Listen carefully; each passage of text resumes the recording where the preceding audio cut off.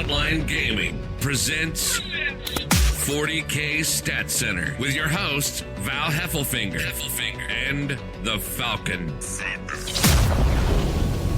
The bloodbath may be over, but there's at least one capital city with a clash to talk about. With no other GTs or majors to dissect, we throw some darts at the NOVA Invitational Bracket. Finally, it's spreadsheets gone wild as I set the Falcon loose in celebration of 40kstats.com's first birthday. Peter, I feel like I just talked to you like 2 days ago. How you doing, man? I'm doing great. How are you doing, my buddy? Oh, not too shabby here at Heffelfinger HQ, I must say.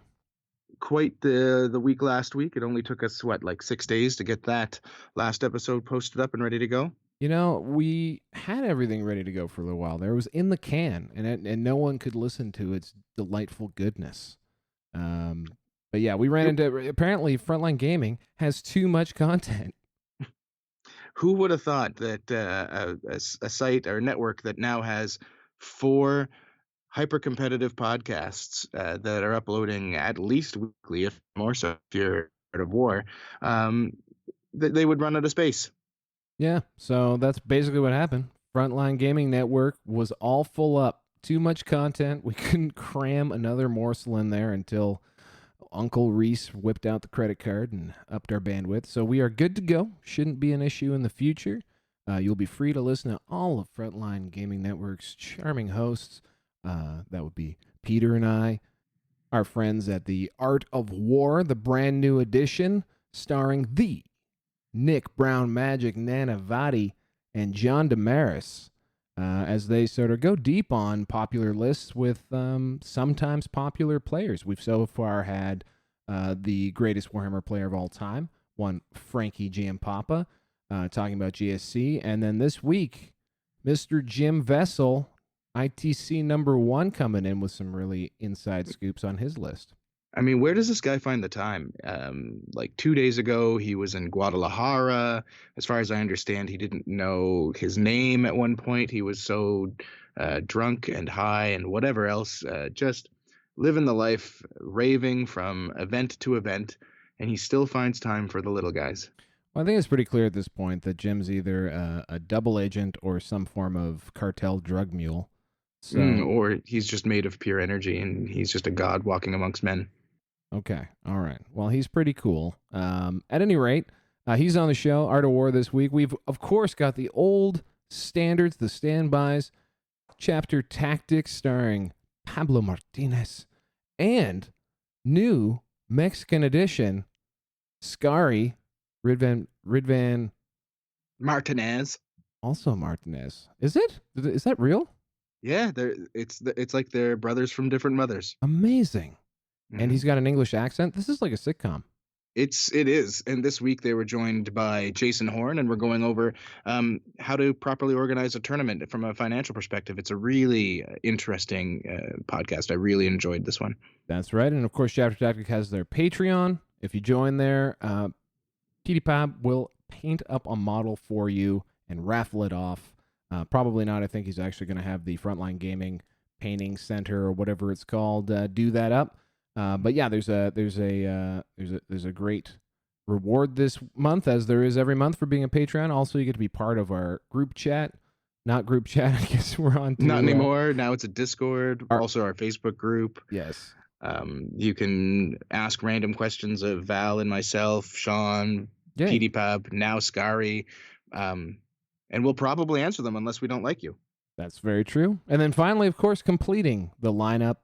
The perhaps one of the longest running, certainly has maybe the most amount of episodes of any 40K podcast out there. Signals from the Frontline, starring Reese Robbins and Jason, the Salty Banana. The Salty Banana, yes. Yeah, so it's pretty good. It's a pretty amazing lineup. Shocker that we were too full to add any Stat Center until early this week. So I hope you enjoyed that show, and here's a double dose coming your way. As we mentioned, not a lot of tournament coverage, but we've got lots of fun stuff to talk about in front of us.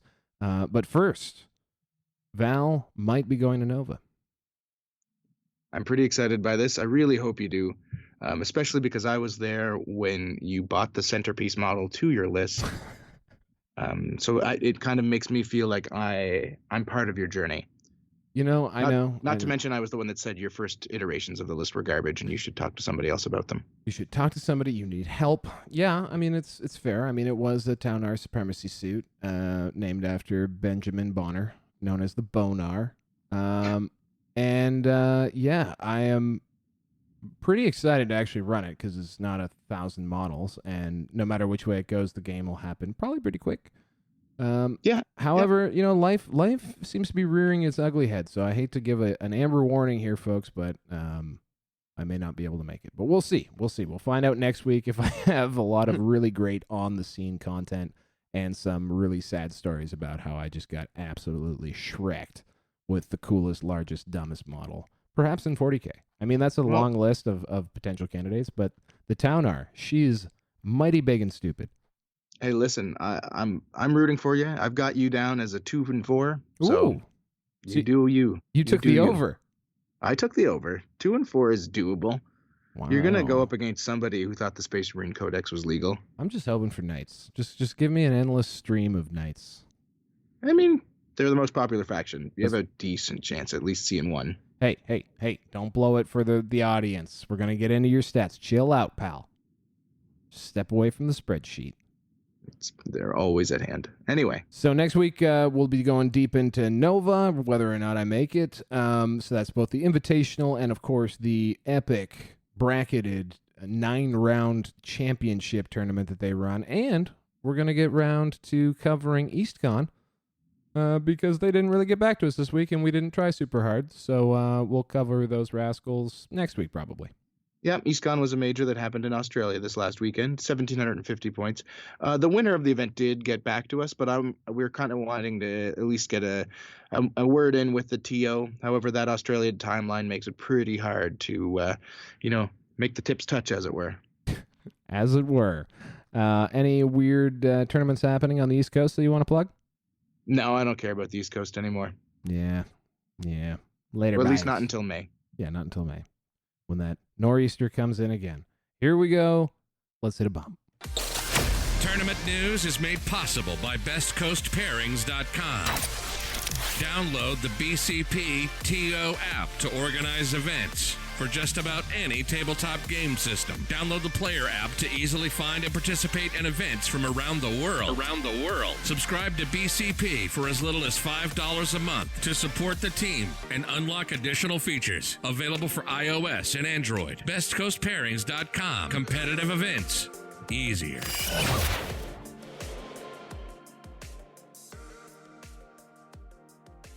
In West Columbia, born and raised on a tabletop is where I spent most of my days. Chilling out, maxing, attacking all cool, and shooting some demons outside of the warp when the capital clash. It was up to no good. Started up a GT in my neighborhood. Hey, Val. Hey. What's up? Just stop it. That's totally fair. That was lame and weak. And I know how you are about dad jokes, and there's nothing more dadly than Will Smith. So the Capital City Clash probably thought the name was clever before Stat Center existed and had started talking nonstop about Capital City Bloodbath for nearly 3 months. However, it was a good effort, bringing 32 of South Carolina's most available 40K players that weekend to come and battle it out over the tried and true ITC mission pack. Let's fire it over to the TO to get a little bit of background on the event. The Capital City Clash was a 40K ITC tournament here in Columbia, South Carolina. It was the first ITC event at that size in Columbia in quite some time. We had 32 players that participated. We had a good showing of both local and out-of-towners, and we're very appreciative of the field that we had and the support that they gave. It was our first time organizing, so we had some growing pains, but I think we got through it, and overall we've heard only positive reviews of the event. Our intention for next year is to see it keep growing and possibly get major status. We're planning to have the second one upcoming in February, and we'd love to see some familiar faces and have some new support come and help us grow. Now, as with all GTs south of the Mason-Dixon line, this one was won by a Tau player.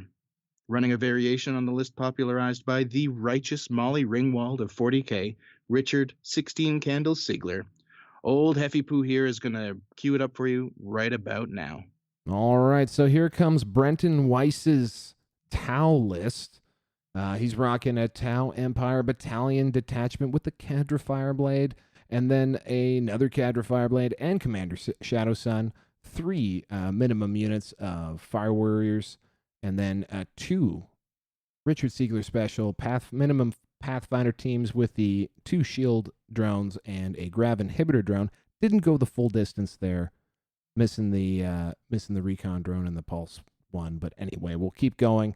And then it's paired with a Vanguard detachment, also Tau Empire, led by a commander in a Cold Star battle suit with the advanced targeting system and 3 missile pods, 3 Riptides with advanced targeting systems and velocity trackers, and then finally another Outrider detachment, this time with another Cold Star commander. Oh, the Fusion guy. 3 Fusion blasters, a shield generator, and an ethereal on a hover drone. This guy is Cecilia Sept, so this is a mixed detachment, and then 3 units of tactical drones, all Tau Sept, and of course, they are 9 shield drones apiece. So without further ado, why don't we flip it over to Brenton, who's going to talk a little bit about the list and his take on it. Hi, so yeah, my list was pretty much the basic triple Riptide, triple Commander Star that you're seeing in a lot of different places. I changed it up a little bit to use Cold Stars instead of Enforcers, and I obviously brought Shadow Sun because, you know, love the model, love the lore behind her, and she's still pretty good. You know, I used Pathfinders, Fire Warriors, a bunch of shield drones, ethereal, some character support. So, I mean, it's just your basic Tau list. The basic strategy I had was I took a Sacia Ethereal specifically so I could use the stratagem to highlight a unit as well as a couple units surrounding, and at that point I would use my characters prior to using the Pathfinders to start dumping marker lights where they really need to be, and just used target prioritization. The Riptides used stratagem support, and were able to just get the job done. Shield drones obviously protected characters and Riptides, and I used the Cold Stars pretty much to help snipe some pretty big threats, including a shock attack gun from the Orcs, and it was a pretty solid idea, I thought. Believe it or not, my all-star unit was the Cold Star commander with the missiles and the advanced targeting system. For the most part, he really helped me clean up and, you know, like late game, grab objectives super quick from across the board and take care of units that were on objectives. The missiles are ranged, they're strength 7 with advanced targeting system -2 and D3 damage. So, I mean, it was fantastic. It doesn't have the damage output of an Enforcer with the cyclic ion blasters, but the mobility is what I think made him the MVP for most games. Well, that sounds extremely exciting. It's almost like Brenton had fun playing Tau for once. You know, I'm glad when I see, you know, someone who is a wielder of the greatest good actually enjoying themselves doing it. I mean, there's been a lot of, you know, sad panda Tau players on this show, and it's a nice change of pace. I mean, I suppose you're right. I find that anybody that really likes playing Tau doesn't like talking to other people about anything. Little binary in their mindset, are they? Yeah, pretty much. I mean, have you spoken to Devin Swan before? I have, and quite frankly, he's a very nice guy, and I think, like other people accused of being robots in this game, has a lot to say. You just gotta, you know, ask him. Anyway, this stone cold killer took the top table by nuking Michael DeLeg and his Castellan Double Crusader list in convincing fashion, 30-19. Brenton had this to share about his favorite moment from the tournament. My absolute favorite in-game moment was just more of a moral victory for me against the Eldar Flyers. He had first turn, and he quickly moved the Flyers all up in my face, and he did a lot of damage. I had to retaliate really well, and I was able to drop 4 Flyers, almost 5 in one single turn.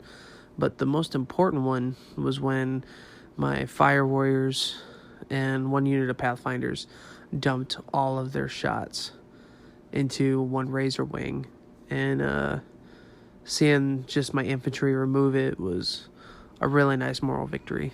And dude was a solid opponent, so that game just kind of sticks out. But yeah, I'd say the infantry dropping the flyer was the best. Congrats, Brenton, you soulless bringer of sadness. May you and Richard someday hit puberty together. Also, shout out to official backup host Tony Pierce for stealing second with a bunch of random Imperial models he bought on eBay last week.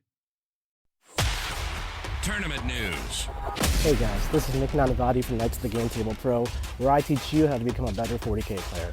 And you're listening to 40K Stat Center. Lacking in actual news, it's time for us to tap dance and fill for time. That's right, folks. It's your NOVA Invitational Bracket Showdown.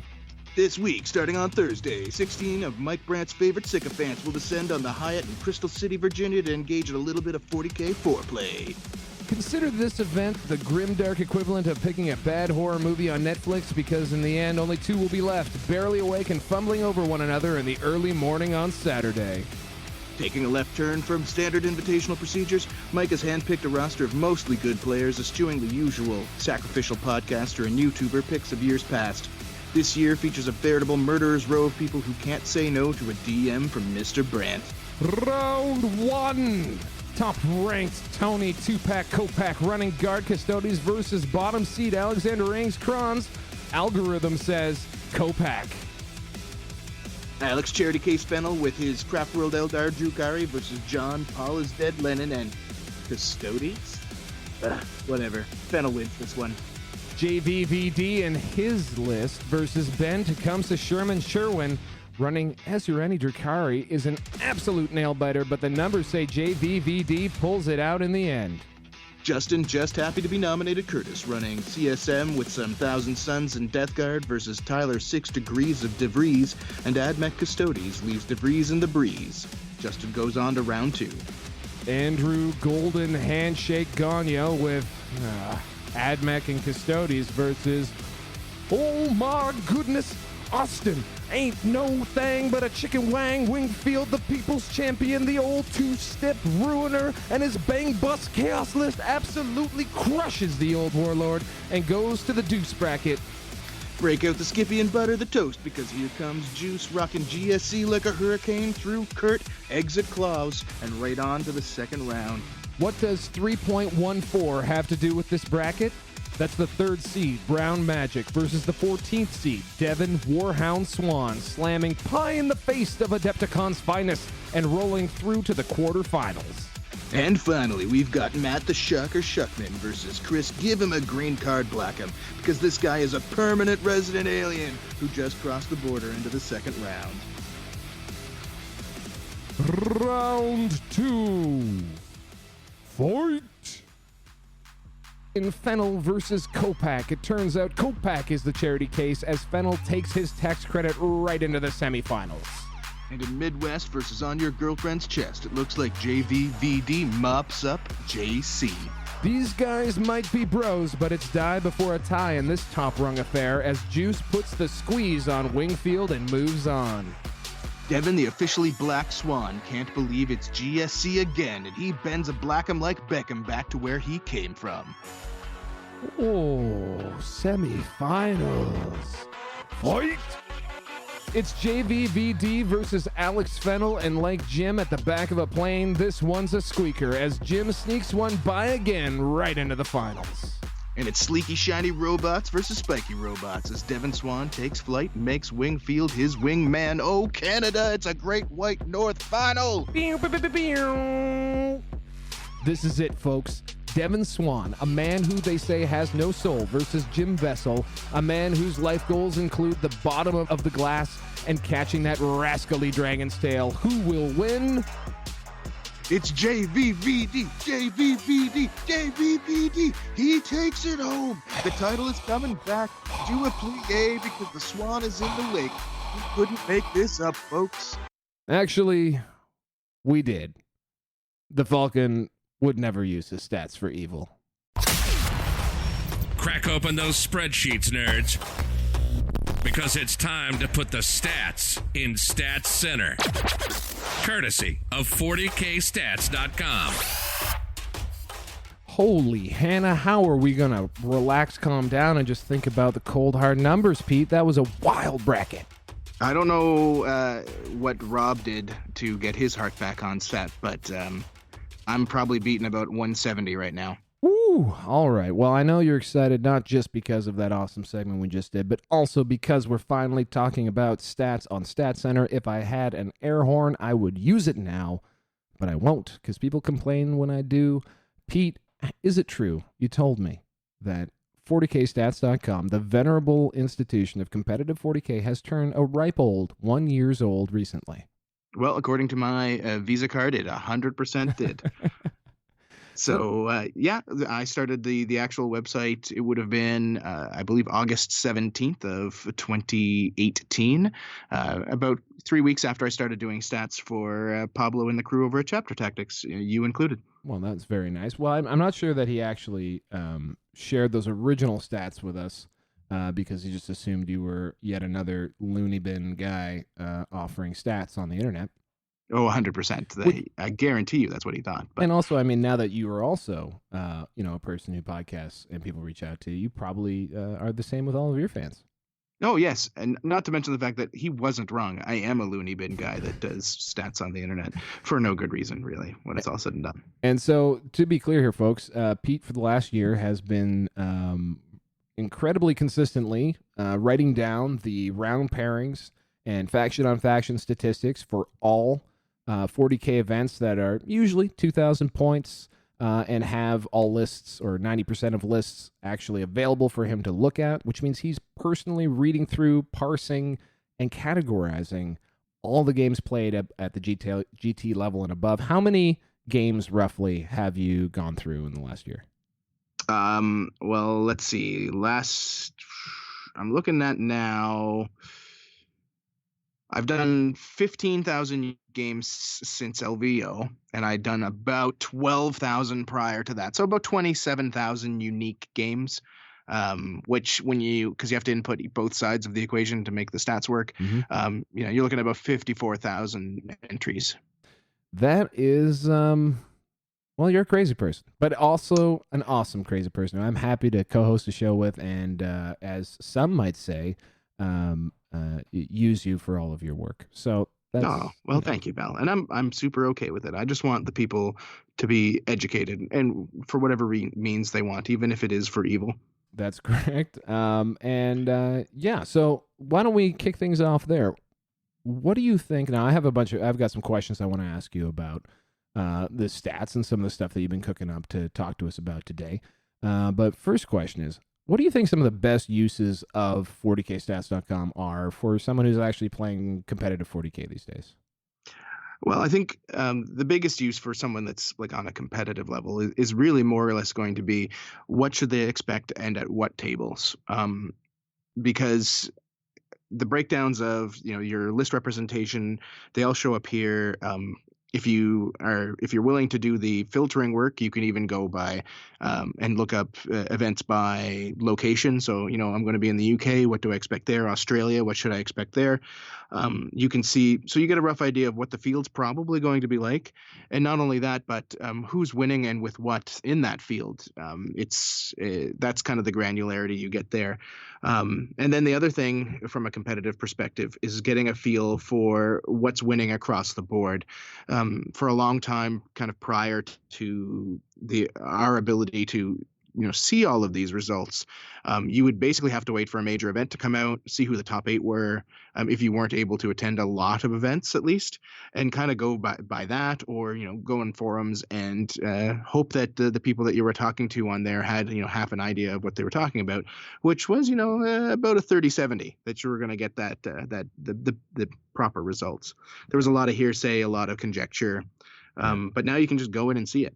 Yeah, I remember first starting up 40K again, and you don't know the difference between someone talking on Daka Daka and Nick Nanavati, or an established player who's sharing their opinions or feedback. So it's really hard to separate signal from noise, and for sure, having the stats there to back up an opinion or validate an opinion is pretty super awesome. So since this is in large part inspired by the anniversary of your website, I have a couple retrospective type questions for you. The first one being one that I've always wondered, which is, what are the hardest GTs and majors to win based on the quality of the field? Now, I don't know if you want to do that like by the quality of the competition, maybe the concentration of high performing factions. However you might want to measure that. What would they be? If you look at the West Coast, for example, they tend to have more GTs and majors than the East Coast does, at least at this time of year. So there's a bit of mental bias because I see certain names pretty consistently, whereas it's not to say that those East Coast players aren't any better or worse. That being said, I would say your hardest events, at least so far this year, you're going to be looking at outside of LVO, by the way, because LVO is just there's a high concentration of people that'll go to that event. So stop right there. The world is just immediate. Like, so you're just writing. You're just saying it is a given. LVO is the hardest field on the planet. I mean, outside of maybe a very some might call prestigious team event that may have just happened. Invitational. I don't know. I don't know how good the Invitational is. You'll have to tell me. But I mean, like, why do you say the LVO is so stacked? So, like, for example, when I did my statistics report last year on the LVO, I believe at the time 87 of the top 100 ITC players showed up. And while the ITC rankings are not necessarily the be-all, end-all for who is considered the who would be the best players in the world or in North America, it's a pretty well-defined group. So, and then if you did even go down to 200, it was like 162 of the top 200 players showed up. So at least a third of the field at LVO are big name players that have put up really good numbers at least 5 GTs or majors. And I kind of remember the stats, so I can bail you out if you don't. But do you remember what their record was against the field? Like the top 200 versus the field was what? I believe it was something like 79% win percentage against the rest of the field. So yeah, so when a top 200 ranked player played just an unranked or a outside the top 200 ranked player, they won 80% of the time. So all of you jackasses, yeah, I'm calling you a jackass. I'm not even going to bleep it out, who say ITC rank means nothing. It doesn't mean nothing. It doesn't mean everything, but it certainly means you probably know how to play 40K. For sure. And it's not to say that there would be a better way out there to manage that. We just don't have one yet. And so ITC ranking kind of works the best. So from that, you can kind of, if you use LVO as the top standard, I mean, you would also have to look at NOVA, Adepticon, those super majors, as we call them, because people will travel like from far and wide to attend these events, either for the experience or for the ITC points. Outside of those, BAO is an extremely stacked event. I would put that in my top 5 outside of super majors, even though it is kind of like on that verge. It's not there quite yet. Slaughterfest this year was like we've said earlier, like an absolute murderer's row for a major. Basically, the entire West Coast of 40K was there, and there were a lot of big names. That's a hard one to win. The Boise Cup, because it's kind of centralized in North America, it gets a lot of heavy hitters. So that's another big one that I would say is very difficult. On the across the pond, the Alliance Open, which will be happening in a couple months here, it has most of the top players from Europe show up, and that's big. We don't often get them traveling, over the waters for that, but I would definitely put it in the top 5. And if we're talking about smaller, I would say the Battle for LA was probably the most difficult GT level event that I saw in the last year. There were just so many top end players. Once again, there's that West Coast bias coming out. I'm not even from the West Coast, but those are the names you see because they have so many events. Right. So. All right. Well, thanks for that insight. And now I'd like to just do a little year in retrospective. It's amazing how fast 40K time goes. Like if you think like 2 years ago we were playing Index 40K. Yeah. So it's just wild to me how fast sort of the life cycles of rules and metas move, and the way that chapter approved and the FAQs happen. There are pretty much 3 certainly distinct metas a year at least, and then there would be on top of that major codex releases spicing up things in between those. Last year we had post fac the drop of Imperial Knights and Drukhari. This year, right now, we're going to be going through the Space Marine drops as they bleed out of GWHQ, and also the fall fac. So lots of natural places where things change up really significantly in the meta, and maybe we've forgotten some of our old oppressors, some of the old dominant lists in 40K, and I thought maybe I'd give you a chance to talk about what the most dominant lists of 8th edition have been thus far, and maybe back it up with some numbers about it. Sure. So I guess if we're going to start with the most kind of oppressive or successful lists, you have to start with the Knight Castellan list, the quote unquote list, the Mitch Pelham list, as some people called it, that came out a couple weeks, maybe, but I would say 3 weeks after the Imperial Knights Codex release is when we started seeing it. It caused multiple facts. It took a year before it was really finally settled. And in that time, at its peak, it was definitely the strongest list I've ever recorded stats on. The specific list, the Mitch Pelham list that was 2 Smash captains, so Blood Angel captains with Thunderhammers and Storm Shields, 3 units of scouts, a Astra Militarum brigade with the Forge World Hellhounds that have since been nerfed, and the Knight Castellan. At its highest, I believe I recorded it at an 82% win rate. Wow. And that's not counting the mirror. So it was potentially higher because I didn't clip the mirror matches out of that win rate, and there were going to be a lot. So there's a good chance that the only thing that beat that list was that list. I wouldn't say it was the only thing, but it was very close. Yes, it was a devastating list.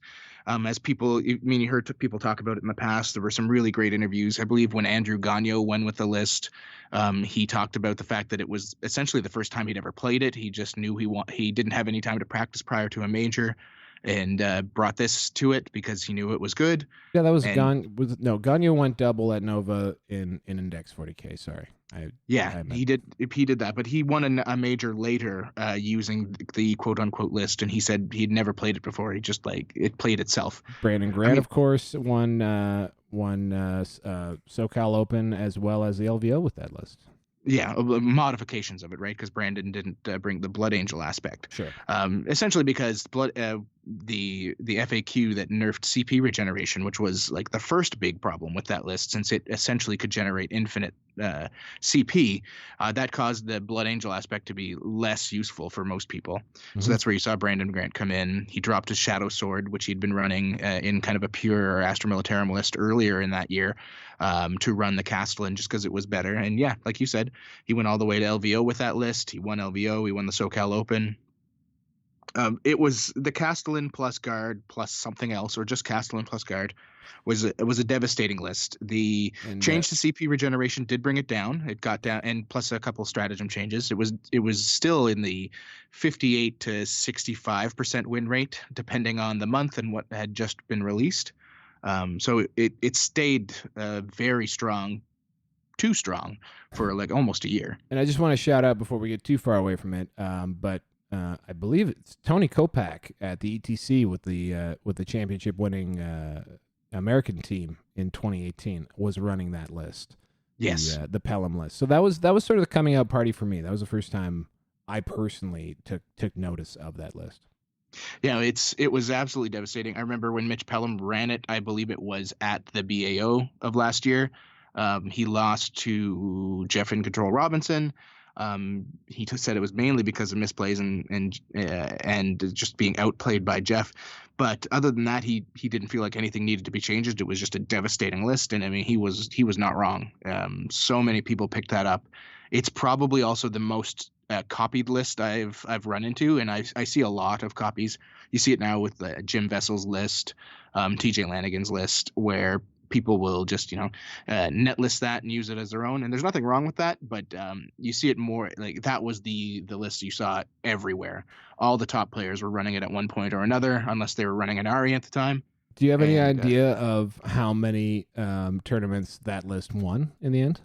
That I couldn't get to off the top of my head. I remember that I found 80, I believe it was 84 instances of essentially that exact list with maybe 1 to 2 models changed.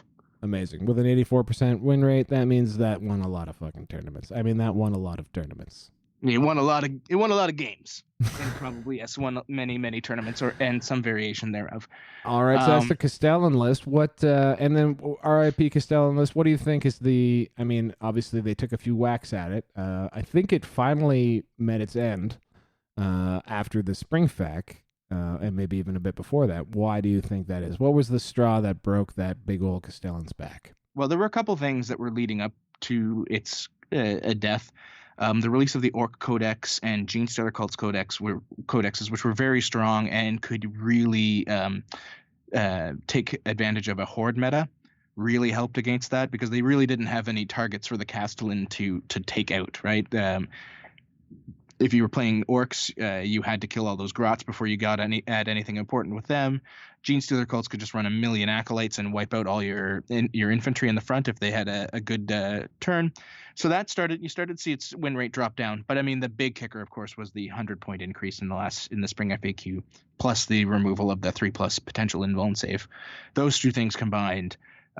Castellan went from a unit that you saw on almost, I believe it was 22% of tables at one point. I had the Castellan at just that model alone was at 22%. Wow. To going down to, I believe now, excuse me, you see about 4%, Wow. if that. Okay. And we know that knights make up about 10% of the meta, so that's as less a primary than half of faction. Knight's list, yeah. Yeah, I mean they still make up just over 20% of lists have knights. Oh, wow. But people just moved. They moved from the Castellan over to the Knight Crusader as their new best friend. So Okay, so I mean the Castellan list, that feels almost like new music. What can we go a little bit deeper into the old bag of tricks? Maybe one of the original evil factions of 8th edition, perhaps won the first 8th edition LVO? Well, I mean, you can't talk about broken lists or broken factions, I guess, without talking about Inari. They consistently had the best everything. For the first 6 months or so that I ran these reports, they had the best win percentage, the best allied win percentage, the best VP generated victory points. They had the lowest average opposing VP, so you had a hard time scoring against them, and they scored more points than everybody. Just like everything about them was extremely strong. At one point, their average first round loss was at 2.98, and that stayed that way for a couple months. So there's never been an entire faction that was that close. Let's slow this down. Let's slow this down for a second. So what Peter just said was that on average, that means everyone playing Inari, on average, the first loss that they would take in a tournament was in the 3rd round. Yeah, which is like I said, no one has come, I would say, close to that in a long time. We're getting there with Custodes right now. They've been hovering around a 2.5 for the last couple of months, and we'll get into that a little later when we talk about where we're at right now. But a 2.98 is really absurd. Like I can't. It's like Hall of Fame stuff. Yeah, I don't think you'll ever see anything like that again. I hope not, because at that point in those first few months I was running these stats, it was extremely oppressive, and it was everywhere. They did kind of slowly drop down over time, month to month, as new releases came out, as people got their codexes, particularly after Knights and Drukhari. You started to see a change, because while Inari played very well into Imperial Knights, and they could benefit from Drukhari, you were starting to see at least other codexes being used, and they were getting watered down. I mean, still, right up until the end of 2018, they had a 60% win rate, which like nobody has now. Nobody's even close right now. Like currently, after that last FAQ, your best faction sits at about a 55%.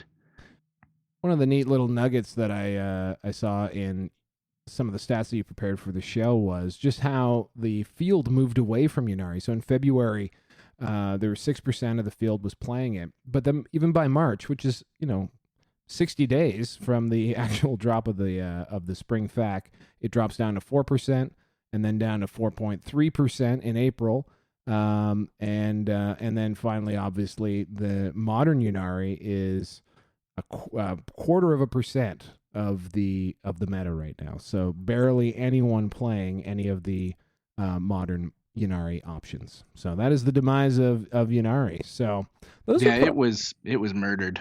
Those would be two of my my like top of mind. If what were the Soul Crushers? I'm sure there's lots of little runner-up lists that we could talk about, but is there another list that you saw having game tilting dominance that was in the same running as those lists? Well, there was nothing in the same running as those explicit lists. I mean, Inari, right up until about the release of Gene Stealer cults and orcs, was absolutely terrifying. What about orcs? What about something like flyers? Like is Eldari flyers approach anything like those two lists? To this day, yes, the Eldar flyer list has been around for forever. So it was always overshadowed, right? The Castellan existed, Inari existed. The kind of Drukhari Eldari combo with Eldrad that you buffed all your Drukhari to the infinite, that existed for a while. So people kind of have left that Eldar flyer thing to the side up until recently, but it's been around and it's always had a very good win rate. It kind of died briefly when they released that chapter approved that talked about sudden death and boots on the ground, Mm-hmm. because people were a little afraid about that kind of instant loss. But it didn't take long in the UK at least before people were like, whatever, it does, like you're just not going to kill the stuff because I'm just going to take really quick stuff that can hide well, and that like 6, 7, 8 flyer list came back. We're going to talk a little bit about where they are right now, but even back then when Inari was sitting in that 60 percentile, the Knights were in their 60, like the Eldar flyer list was still between about 58 and 65% win rate, pretty consistently. Is it still there now? Yeah, it's just the number of people that were playing it and the fact that those two other bigger boogeymen existed. Mm-hmm. That was the thing, right? Because there's very few people playing a ton of flyers, really until LVO. There was a big spike. I believe I'd have to go back through a couple files. I recorded 16 or 17 players running at least 4, if not more, Eldar flyers, and they had almost a 70% win rate at LVO. Okay, so why don't we wrap it up then? Any other dominant list builds in the history of 8th edition so far? Really, I mean, I think we talked about it. I touched a little bit on that concept of Prophets of Flesh and Cabal of the Blackheart with some kind of Eldar psychic buff. That was a thing that did very well. 56, 57% win rates generally, but that's on average. Thousand Suns, before more and more factions came out as a primary faction, was very strong. They were weird though with Thousand Suns in that they consistently had really good win rates, but didn't win anything until Matt Morrisoli in Australia started pulling out his list, which is very similar to the kind of Jim Vessel list of today. Mm-hmm. And so, like a lot of people, I mean, Matt himself has said that he created the Jim Vessel list, and he's not totally wrong. He did play a lot of Zangors in his, but the concepts are still there. Yeah, so Thousand Suns. I remember talking to Pablo when I first started doing these stats, and they were talking all the time about. Everybody was talking about Drukari and Ari, the Castellan. Yeah. And I said multiple times, like, you got to put Thousand Suns in that list, because they're just as devastating. It's just no one's figured out how to win yet. And now we're seeing it these days. It might be Chaos Demons as the primary, but it's the Thousand Suns part of that faction plus the Plague Bearers that are doing the heavy lifting, right? Right. So I guess the next place I want to take to is kind of like the now. We're coming into Nova. You know, it's a really awesome event. But to me, it also is sort of the it takes place on Labor Day, and it's kind of the bon voyage to the summer meta.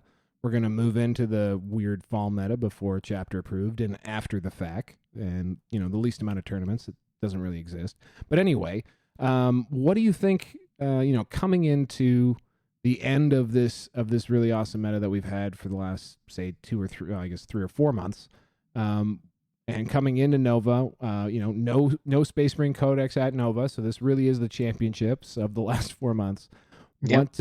What do you see as some of the most dominant list builds right now, and the most dominant units that really tilt the game right now that we might see out there at Nova? Sure.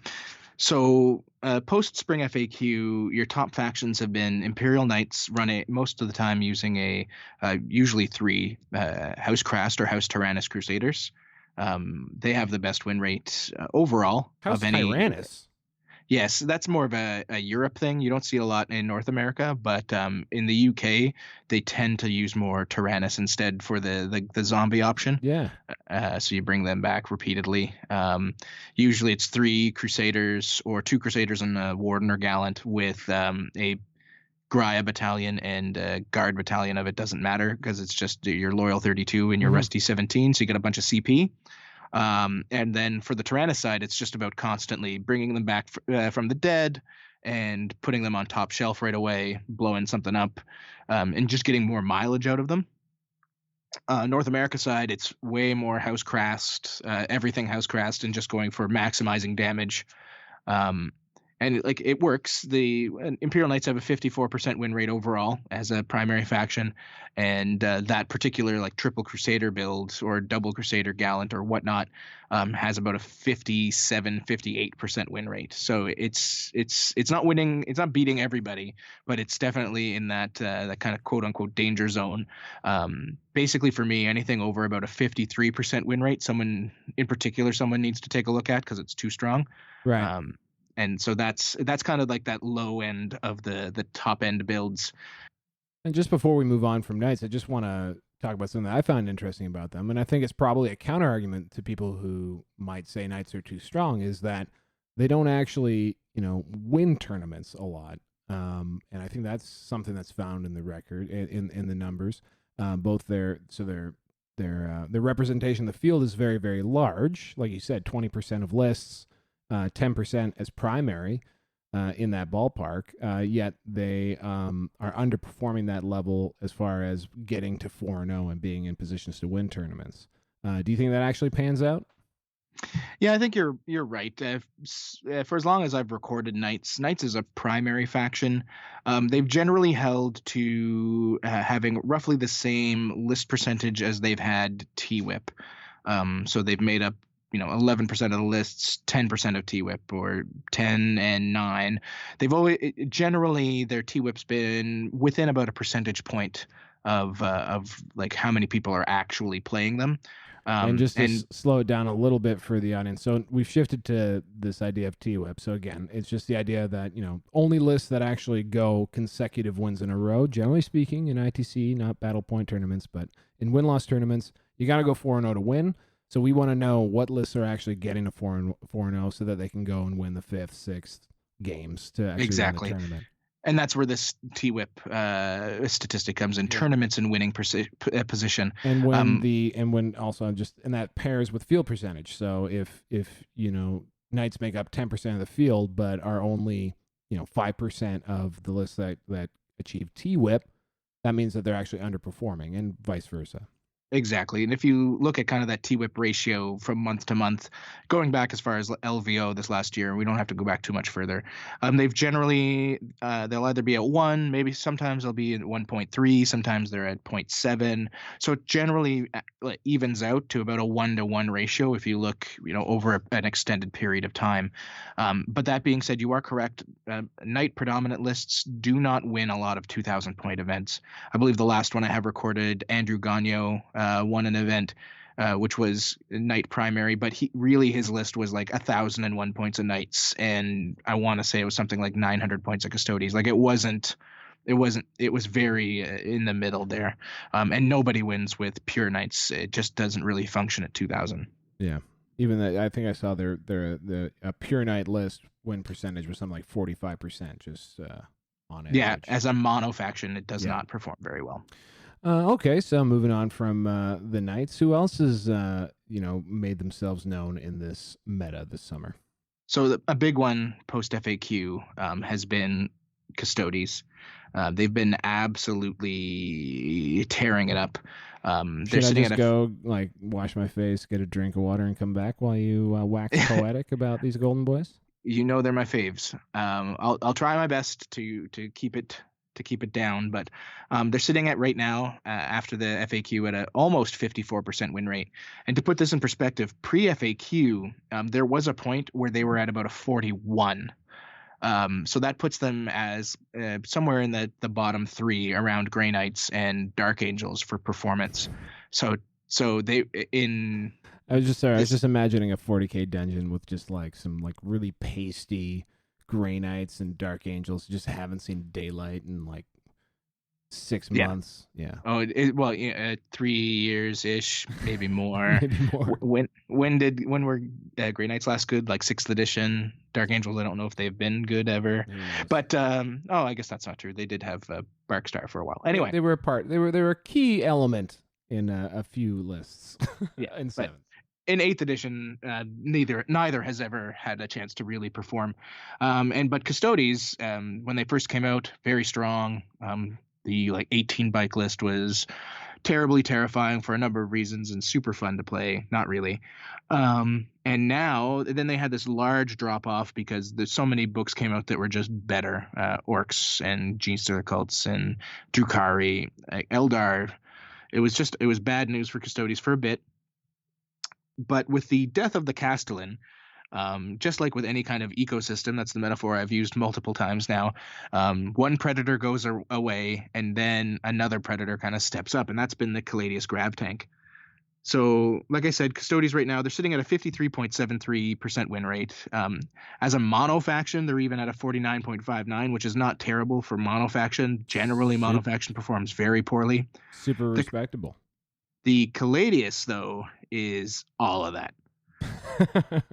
So I dug pretty deep for a number of different reasons here for, your top list performers, not just because some people don't think I do this, but so Triple Caladius, since the spring FAQ, there have been 538 games played with somebody running either 2 Caladius and a Telemann or Triple Caladius. And I want to say Triple Caladius is actually much better than the Double Caladius Telemann. I just included it here for posterity reasons because it's a very similarly played list. It has a 65.6% win rate. Okay. So in the pantheon of win rates, where are we sitting here? We're not quite in the are we getting to the lists that we were talking about there? Is that getting to a Castellan list territory? Castellan was ridiculous. This is just below. This is kind of Inari rates when Inari were busted and everybody hated them. So Triple Caladius 65.6. And a lot of people talk about how this is really only a problem in soup or multi-faction Imperium lists where you can take, a Crusader, a bunch of Guard and whatnot and fill it out that way. It's not necessarily true. I looked at mono Custodies lists that ran a Triple Caladius, still at a 61.6% win rate. Yowza. To put that in perspective, Custodies lists that do not run Triple Caladius, 39.46. Wow. Yeah. So Eric Trock really was an outperformer there. Even if he didn't get spotted those boxes, he would have been 5-1 and still blown that out of the water. So Eric Trock has almost, I believe, always run foot custodies, and he went 6-0 at CCBB, and I believe the previous event he'd been at, he went, I want to say 4-1, so 10-1. He makes up, like, he's the reason why this isn't like a 36 or 35% win rate for non-Caladius custodies. Amazing. So when did the Caladius come on the scene? When did that actually appear? So the Caladius was released in the Forge World Beta Forge World Beta rules for custodies back in, I want to say, January. Oh no, it was later than that. I think it was at the LVO. I think the beta rules were available for LVO. Yes, no, you are right. Yes, they were available at LVO. The problem was that the Castellan picked them up. You saw them on stream, I believe, at I want to say that year at LVO they were on stream. There was even a game, Castellan versus the Caladius, and you just watched. And the guy was running 3, and the Castellan just picked up 2 of them turn 1. So that was just like, there was no, even with a 5-up invuln, the fly, it didn't matter because the Castellan could shoot you anywhere on the board. So it really couldn't perform until the Castellan died, until that 1/4 of the tables out there didn't have this thing that just picked up 2 of them a turn. Now that that's gone, it's much easier to keep it alive. You also saw nerfs to the Ludas being able to be mobbed up from orcs, which was another predator that they didn't much like to deal with. There's a lot of play here that kind of made Caladius that much better. And even still, the best big thing that could happen to them was the BAO win by Jeff Robinson, because that's when everybody decided to buy one. Prior to that, they had seen some really good play in the UK. Team Draco, which is one of the top UK teams, they had 3 or 4 people running triple Caladius lists for a couple months going into that, and they were all either winning or top 4ing all of these events that they were showing up at with a triple Caladius like leaf blower list. Mm-hmm. But Jeff's win at BAO, Jeff wasn't the only one, by the way, at BAO that ran them. Bridger Hahn also went, I believe he went 5-1 with them. There were 2 or 3 other players there. I believe there were 14 Caladius at BAO. And there were only 11 Custodies players. So they definitely showed up. They'd already showed up at that point. But this really made it blow up. So May goes into June, and then July is when China finally managed to get all their casting shit together. Maybe Nottingham as well. I mean, maybe. I mean, yes, they were sold out on the GW website for like 3 months right after BAO. But now you're seeing, if you look at the month-to-month stats that I sent you, Custodies are sitting at an average first round loss of 2.5, which is higher than everybody. By a decent margin. Like it's the next best, I believe, is Genester. Their cult's at about a 2.3. Yeah, and everybody knows they're a very strong faction. Their T-Whip ratio is a straight up 2. They're double what their list percentage is, and their list percentage has gone up about 2% as well as over time as people have started to bring them. They're now about 7% of the meta. Yeah. When they for a long time hovered about 4. And in August, straight T-Whip for Custodies so far is damn near 14%. Yeah, they're number 1 so far this month, and that's with 3 weeks of data in there. It's even those 3 weeks, because 40K is so ridiculous right now. It's about 17 events. Yeah. So they're not pulling any punches. The Caladius Graph Tank, it really does probably need to. I'm not a balance expert by any means, but it probably needs to go up 30 or 40 points. Some people are saying like 80 or 90. I think that's an exaggeration, but it does need a point increase for sure. Fair enough. Okay, so we've beaten the Caladius to death. Turns out they're good. What else is really good out there? May I throw an idea out there? Sure. So I mean, we were talking. I mean, obviously, we have not yet entered the Town R meta, which I may or may not begin this weekend. But Tau, I find kind of interesting because their field percentage has stayed pretty consistent. It's sort of been between, I guess the lowest it's been was May, 6.5% of the field, and the highest it's been is almost 8% in August. So Tau has really sort of been in that 7 to 8% range since February. Yet, we've seen massive swings in their effectiveness actually on the tabletop. In In April, we saw them hit 11.3 on T-Whip. In June, we saw them hit 15.7. And then July and August, 8 and 9.3%. So like Tau outperforming their representation in the field by a good margin. And also, I mean, as you know, just listening to this show and others, winning a ton. So what's the deal with Tau? So there's a lot going on with Tau that's making them, I wouldn't say overperform. They've been very good for a long time. They've had one extraordinarily bad matchup. They used to have two. The Castellan wasn't a terribly good matchup for Tau, which, as we said a number of times, they could deal with it, but it was hard. But Eldar Flyers and Eldar in general were an awful matchup for Tau. So yeah, awful matchup for Tau. Eldar, Inari were terrible, and Inari going away was huge for them because they had about a 26% win rate. I believe the highest they ever got against Inari was about a 33%. So that Spring FAQ and the White Dwarf that killed Inari, those were two really big boons for the Tau Empire.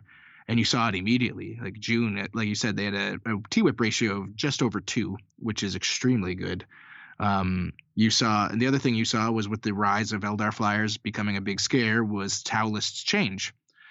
So you saw like people like Brian Pullman, Richard Siegler, and others modify their lists to deal with Flyers a little bit better on the off chance they win against them, because to them, in most cases, that was an auto lose matchup. Right. There's also been a few other things that have helped on the sly. The rise of Necrons has been really big for Tau, since Tau can generally just pick up that Necron list like nobody's business. So the fact that Necrons have started performing better means that there's a better chance you see them at the top tables, and Tau win that matchup almost every time. Interesting. So on the flip side, let's go to another army that I play. Orcs. They seem to be, I kind of relate to this as a player. I feel like there is orc fatigue going on in the meta. Again, unlike Tau, they've had sort of an early peak in the year. I think it looks like in March was the highest percentage of the field. This is unbelievable. 8.34% of people were playing orcs. I can't believe that's possible. But at any rate, it's true. And like now, that sort of just continuously bled off until July and August. We've seen 5.78, and in August, only 4.78 of the field is running orcs. So orcs really tapering off. So what has both led to their success? Because let's have a look here too at T-Whip. In July and August, still, performing above their field percentage, 6% in July versus, 5.78% of the field, 6.98% T-Whip for orcs in August, and only 4.78%. So their ratio there actually got better. What's going on with orcs? Why are people not playing them anymore? And what's going on? Orcs have always been kind of interesting to me. I've had a lot of fascination with the kind of orc player base and meta for a long time. Orcs are a faction that really quickly changes on like their lists and their list archetypes. They modify very quick. It's almost as if there's a group of orc players that are together and talking out strategy pretty consistently. No idea what you're talking about. Because it's very easy for me when I'm looking at like the known commodities in the orc community to see their lists like seemingly all change in like a wave overnight. So whenever something new or big comes, they all hit it. I think the big problem with orcs right now, and it's not a competitiveness problem, obviously. They're still winning events. They're still top fouring all the time. There's frequent undefeateds for orcs. I believe an orc went undefeated at EastCon actually, but didn't win the event. And I'll also say their average first round their average first loss is still in the second round. Yes, I mean in August they're sitting at a 2.3, but they've constantly been at about a 2 or a little bit higher than 2, which is what I consider like a healthy statistic for that first round loss stat. Anything around 2, you're generally good. The higher it gets, obviously, the crazier you are. If you're Dark Angels, you may get lucky and see a 1. Regardless, The big You don't thing, lose in the parking lot? yeah, you might have. You lost in the list building phase, as they say. But the thing with orcs, I think right now, is after the nerf to mob up, a lot of orc players kind of lost their grasp on what's a good list to play that's competitive but still fun. And so now what you've seen is basically 2 list archetypes be created for orcs, and that's almost it. There's the Death Skulls with the Dreadwog, plus a Bad Moons detachment for your Ludas or Tank Bustas, and an Evil Sense detachment with a bunch of boys. Or there's the kind of Ben Jurek style Flash Kits and Freebooters list with maybe a Gorkanaut or Flyers and whatnot. And that's it. Like, I don't see much of anything other than those 2 lists. And I can, when I see Freebooters or when I see Death Skulls or Bad Moons as the primary faction for an orc player, I can almost write out their entire list now without even opening up the list in BCP to take a look, because it's become such a cookie cutter scenario for them. All right, so one thing that I think has been pretty obvious since Vigilus dropped for orcs is the importance of the Relic Shock Attack Gun. But how important is it? Like, is that really the unit that orcs have? Yeah. So looking at the Relic Sag option, about 70% of orc lists run the Relic Sag, and it makes a huge difference on their numbers. Looking at orcs as a faction, since the Vigilus book came out that run Dreadwog, they sit at about a 53.5% win rate. Without Dreadwog, they hover between a 49 and a 50. So there's a 3% impact just from having Dreadwog. If you go even deeper, Death Skulls has kind of been the new way to Dreadwog after the mob up changes. And the Death Skulls with Dreadwog sit at a 57% win rate. So if you run Death Skulls and the Relic Shock Attack Gun under them, you're drastically improving your win rates as orcs. Because without Dreadwog, without them as Death Skulls, in a spring FAQ world, you're looking at about a 47.5% win rate as orcs. That's awesome, because that is actually something that sparks argument all the time. Is running them as Bad Moons or running them as I've even seen them as Freebooters. Yeah, man, you gotta get that. You gotta get your Sag into a Death Skull detachment. Yeah, and he's OBSEC too. That's post FAQ. Yeah, post FAQ it's 57%, 49% if you run a Dreadwog as anything that isn't Death Skulls. So if you want to, it looks like from a numbers perspective at least, you want to run them as Death Skulls as the better option. All right, cool. So let's bring it on home. What do you think is the most dominant list archetype coming into Nova? What's the winner of the summer meta? From a pure numbers perspective, I'd have to say it is Eldar Flyer Spam. They've sat between a 65 and a 66% win rate for quite a while. They're still winning events. They won 2 GTs, a GT and a major in the last month. They also had a couple top table finishes as well. So it's still an overperforming list. You can't count out Lord Discordance.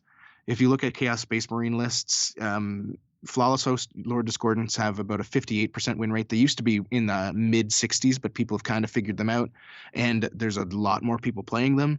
So you're starting to see more kind of bottom rung players take them and go 2 and 4, 2 and 3. The Purge is still excellent, sitting at about a 57% win rate with Lord Discordance at the helm.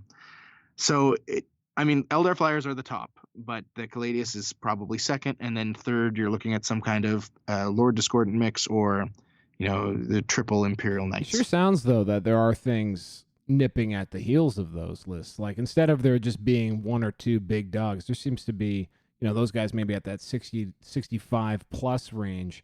But you were saying orcs, in the high 50s, even Krons with certain builds are getting higher up. It seems like there is the opportunity for other lists to win outside of those big hitters. Exactly. And your top player in your 2 top players in ITC run essentially Chaos Demon primary lists, and they sit in the high 50, in the mid 50s. So you can never count them out as a strategic list to play. And Genestealer cults are a very unforgiving army to play, but they still have an extremely high win percentage with that, with having a lot of guys that go, 0-5, 0-6, 1-4, etc. Just because their army is such a paper bag that if they make a wrong move or they pile in an incorrect manner, half their army gets So wiped that's out. actually a really interesting point. Maybe this is an awesome place to end it too. This might be the final topic that we touch. Just when you're looking at performance, and we're talking a lot of basically about archetypes, and that's divorced from the actual pilot. And I think one great thing about this show has really been about letting people hear from the actual people running these lists. That's not, and you also notice we haven't been hearing from different people every time. It's a lot of the same people actually have made multiple appearances on this show. So where in the stats do you actually get to see that? Where can you actually spot maybe some differences between list and skill? You really have to dig deep, I find, to if you want to look at those numbers. So one thing that I tend to do when I see a person that's overperforming compared to their normal meta, and they have enough results that I can kind of tabulate that and see what their impact is, I'll do that. So I'll grab, as an example, Jim Vessel, who we just mentioned. I'll grab all of his performances with his list, and then I'll compare them to everybody else running either his primary faction or, if I can, both his primary faction and just his exact list. Jim's a popular enough guy now, and his list has become... his list is popular. His list is everywhere, and he talks about his list a lot. So so you get to hear the strategy. Well, it helps that every podcast in the world wants to hear the strategy behind his list, right? So, I mean, I think at this point he has been on every 40K podcast and talked about how his list works and gone into and he's really good at describing the strategy behind it, etc. So one thing I did for this particular podcast was I grabbed Jim's results.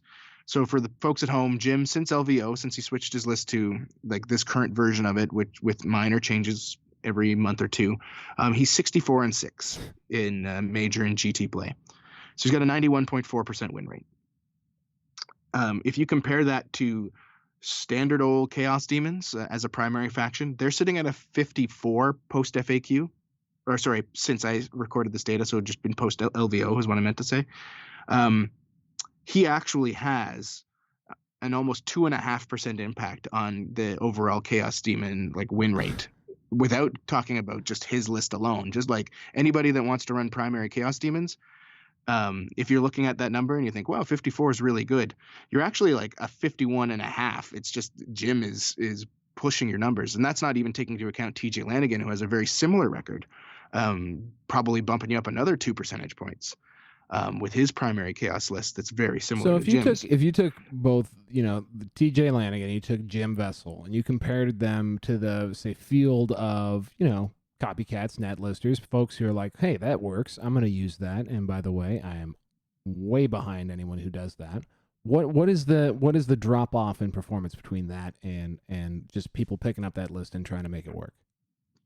So if you look at people that have run Jim's essentially exact list, either from BAO or from any other event, they sit at, without Jim, about a 48% losing record with that list. Yes, they lose more than they win with that list, and that's post LVO. I essentially used exactly from the Berry Bash, which was the first event I took from Jim and from TJ, and pushed forward. So without putting Jim in that equation or TJ, they sit about a 48%. That's amazing. Hey, is there one standout in all of that? Is there one other person running this list to any good effect? There's a number of people that have run the list well. I don't know if anyone has won with it. Our very own Tony Pierce ran TJ's list a couple of times, and I believe he went 5-1 at an event very recently with it. Might have been 4-1. I don't think he went undefeated. So, but there are people that can win with it. It's a great list, but it kind of shows the skill that a player requires to play it at that high level. Another example I liked is if you look at Austin Wingfield and Jeff Robinson's Chaos Stroganoff list. That I believe between the two of them, they had 2 losses with that list in competitive play.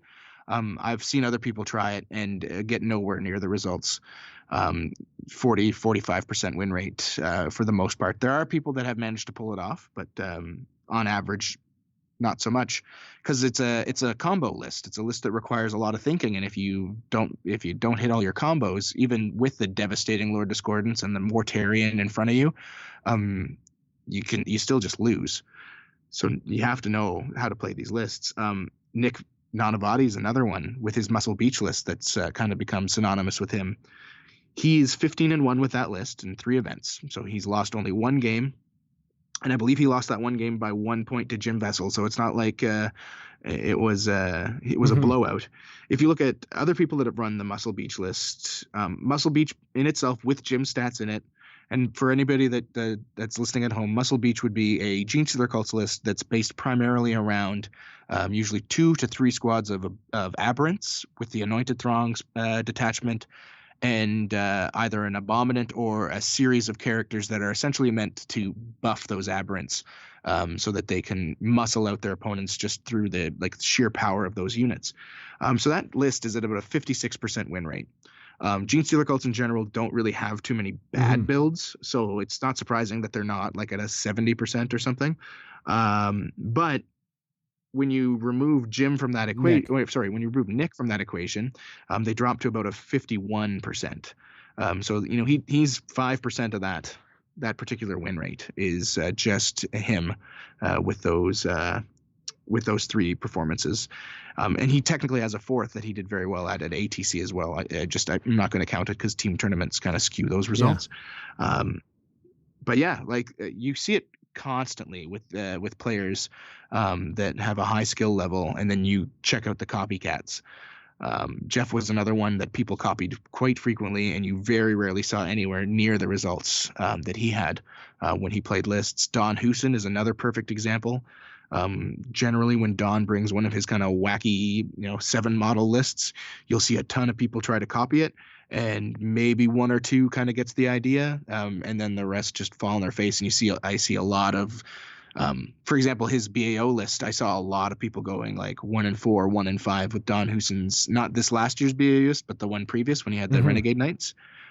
Even this last one, I see a ton of people still trying to make it work. When he won BAO with that weirdo list with the Blight Lord Terminator, that was the first appearance of the Blight Lord Terminator.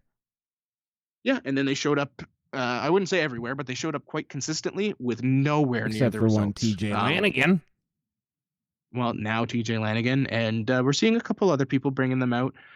But yeah, there's a definitive, you can see in the numbers where the skill plays such an important part, and just getting your reps in. I mean, Jim has said himself he's played hundreds and hundreds of games with this exact list, and that makes up so much. Being able to know what to do in every given scenario, right? Absolutely, so. And I think we're gonna leave it at that and just hit a quick little bump here.